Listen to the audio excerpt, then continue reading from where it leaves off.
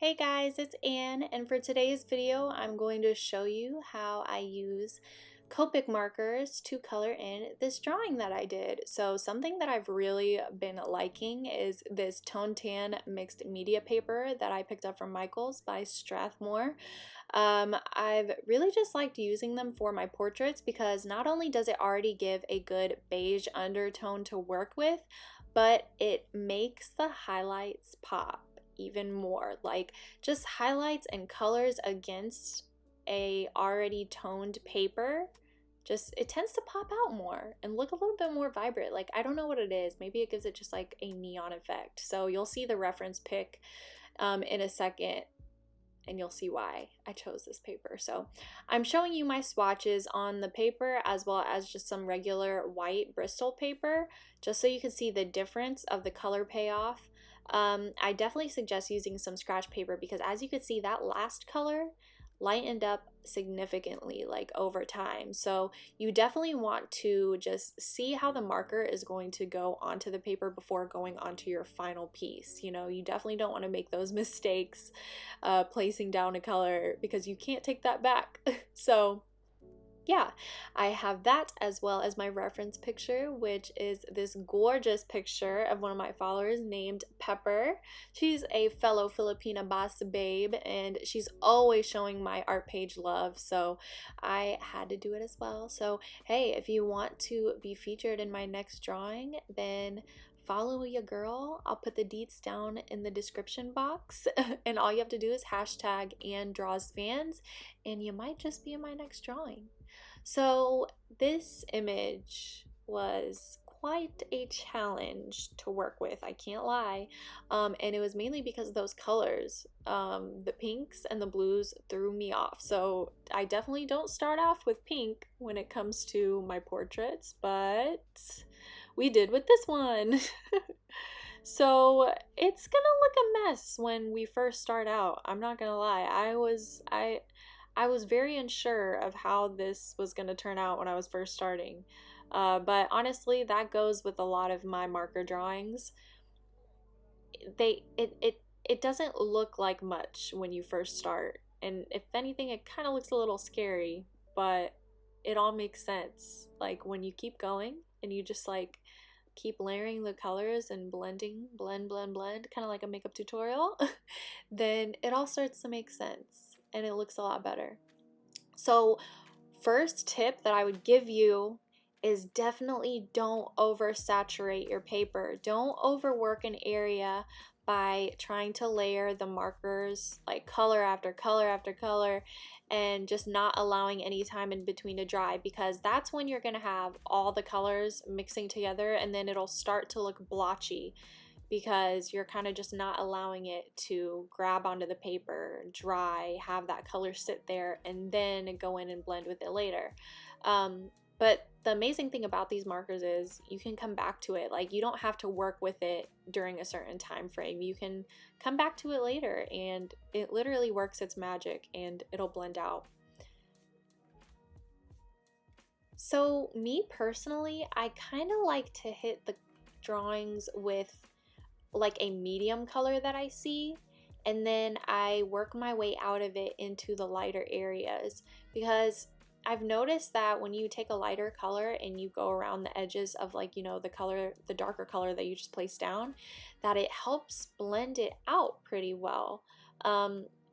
When I've done it the other way around, you know, lightest to darkest, which is like literally the general rule of thumb when it comes to art and all like media, I've noticed that like it doesn't blend as well for me. It kind of just still has that marker effect. But hey, if you still want that very artsy effect and you want the strokes to show through and you're not really caring for it to blend out like that, then hey, by all means go for it.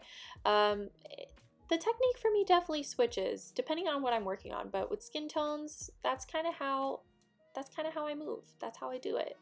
And so that when I get to the lightest color, I'm avoiding where like the highlights are, like you can see on the cheekbones. And then I'm putting some blue on that side. So yeah, just cover the area. It's always great to put a foundation layer of colors first, and then you can work on the details later and push the shadows more.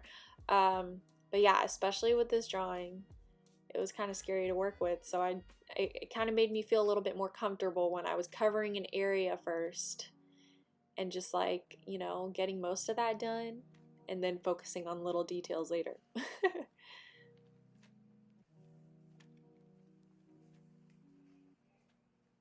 So with brows and like lashes and stuff, I don't suggest going straight in with a dark color. That's when I like to go lighter to darker.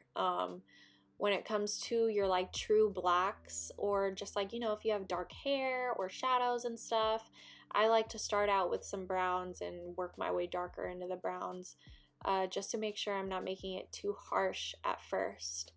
Especially with brows, what I like to do is I'll put the skin tone, or like maybe a skin tone that's a little bit darker than what I've used on most of the face, and then I'll put like N6 or N8, which is like a grayish color, on top of it, so that it mutes it and still darkens it but doesn't do it too much, so that when I get in and I go into the details with the hairs and all that stuff, that I didn't already go too dark and, you know, mess that up, so that you can still see the details.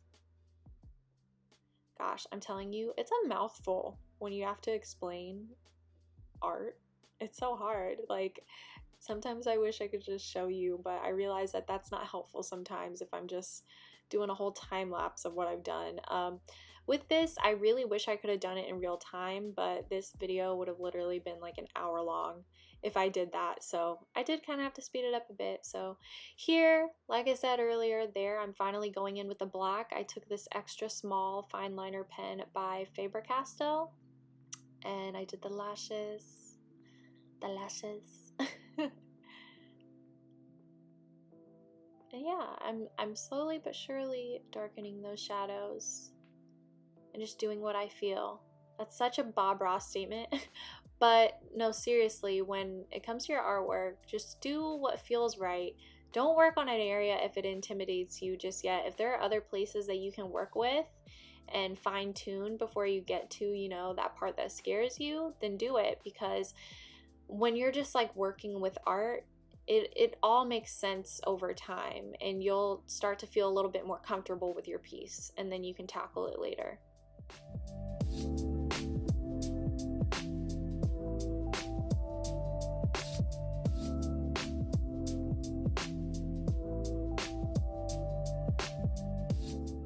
Now this color is E79. If you saw that shadow that I put under that arm, it's like the closest color to me that I would like to use before black, because it's a brown, but it's a very cool tone brown, and it's not gray either, so I kind of like that it still has like a tad bit of warmth. I especially use that when I'm doing hair, you know, with darker hair. So here, I didn't copy the image strictly for what it was, because I wanted the color to really peek through. So you saw I had put that pink layer underneath, and then I'm taking E79 to do the hair. And literally, I love doing hair with Copic markers, because this brush tip makes it so fun and just like so easy, because it tapers off. All you gotta do is work that flick of the wrist, and it really just does it for you.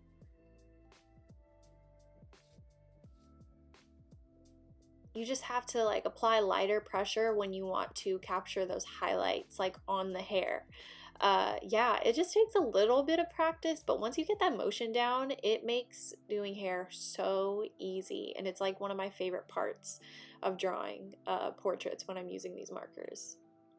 So yeah, in that upper left, I do the same thing, but instead I put a blue color underneath, because that's what it was. Like, you know, you see in the pic, you can kind of barely see it, but yeah, I wanted the hair to really pop, so I kind of went with my gut with that one.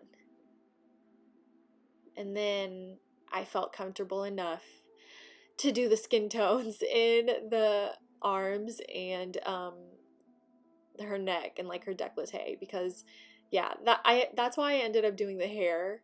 Usually I save the hair for last, but I feel like I was pretty worked out when it came to the skin tones in the face. I was like, let me take a break. Let me do the hair. So it wasn't like a full break, but at least like mentally I was working on something a little bit different.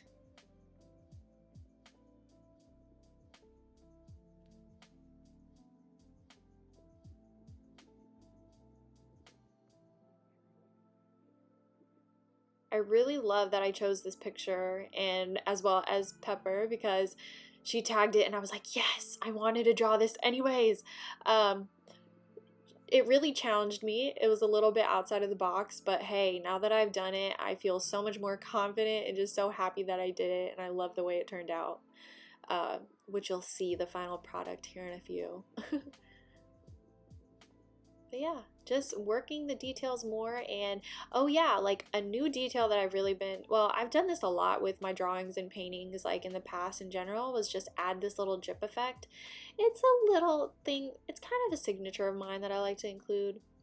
So I'm taking it like this thin Sharpie just to outline it, because I want the background to be black just so that the skin and the colors like really pop out.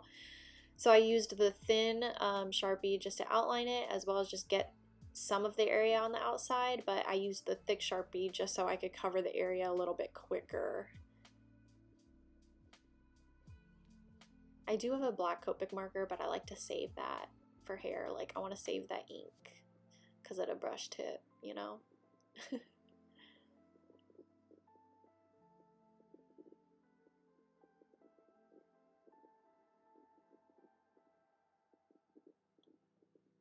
So I took a darker brown color to kind of make the drips look a little bit more 3D. I added like a shadow on the right side. And then now I'm taking this white gel pen to get her French tip going. It was kind of more of an ombre, so I go in with a colored pencil later so it could, you know, be more of a gradient, but I took that pen and highlighted the drips on the left side of them, and then as well as the lips. Really, I just love using this pen. It really adds a lot of contrast and just makes those areas pop, but you do have to use it a little sparingly because obviously it doesn't really blend out. So when it comes to like the cheekbone, I use a colored pencil instead, so it could be a little smoother. But yeah, so I don't have all the colors in the world with Copic markers just yet. So I took some of my Prismacolors to further accentuate some of the colors, like that lavender, and you saw that I was using that pink, and there I go with the highlight on the nose and the inner corner and the top of her chin. Yeah, and then I used the seafoam color to push the highlights even more. I just love the look of the colored pencil and just like the really vibrant colors against that tan paper. It really just helps it pop out. And this is kind of your chance to lighten up areas that you may have gotten a little too dark with, and go back with the details you may have forgotten, like I forgot the wrinkles in her fingers.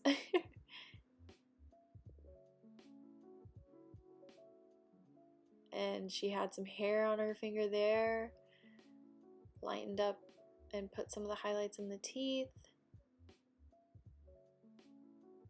More highlights. Yeah, and then even adding more of the detail on the eyebrows that I may have missed. So she had these gems on her nails, and so I just did a quick technique. I took that black fine, it's not the fine, it's the broad marker, but you know, it's the smaller than the jumbo one that I showed you earlier. And I just put the dots where they are. Because if you see, like, you know, the rhinestones still have a darker part to them. Those tiny details need shadow too.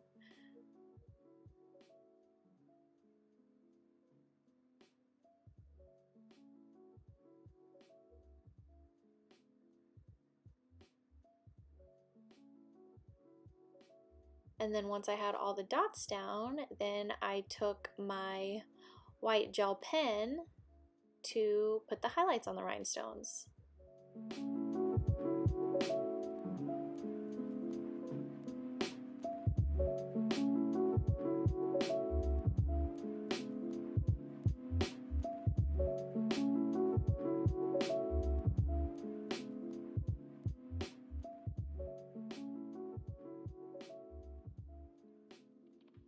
And all that I had left to do was to sign it and date it. Yeah, so I hope you guys enjoyed this video. I'm really happy with how this drawing turned out. I know it was a mess at the beginning. It was definitely a challenge, but it definitely turned out for the better. So if you guys liked it, please be sure to give this video a thumbs up. Leave any comments, questions, concerns, suggestions that you may have down below. And yeah, if you want to see more videos of mine, then just be sure to hit that subscribe button, and I'll see you guys in my next video. Thanks for watching.